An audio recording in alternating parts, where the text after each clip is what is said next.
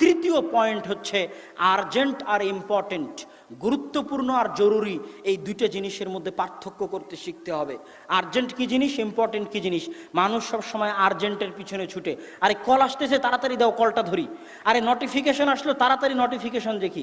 আরে মেসেজ আসার শব্দ হলো তাড়াতাড়ি মেসেজটা দেখি। এই যে আর্জেন্ট, চারিদিক থেকে মানুষ আর্জেন্টের চাপে নিজের সময়ের উপর নিয়ন্ত্রণ হারিয়ে ফেলে।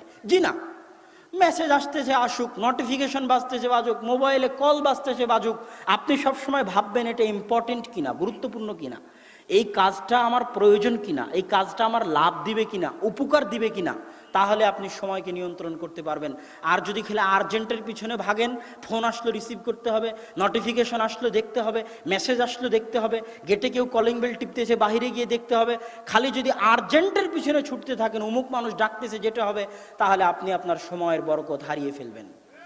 প্রত্যেক পদক্ষেপে আপনাকে ভাবতে হবে এই পদক্ষেপটা আমার জন্য গুরুত্বপূর্ণ কিনা, আমার জন্য কাজের কিনা।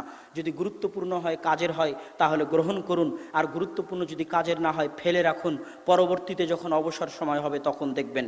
সম্মানিত উপস্থিতি, আমি এ পর্যন্ত দুটো কথা বলেছি, এক সময়কে কাজে লাগানো, আর সময়কে কাজে লাগাতে চাইলে টাইম ম্যানেজমেন্ট, সেটা বলেছি ফজরের সালাত এবং 5 ওয়াক্ত সালাত।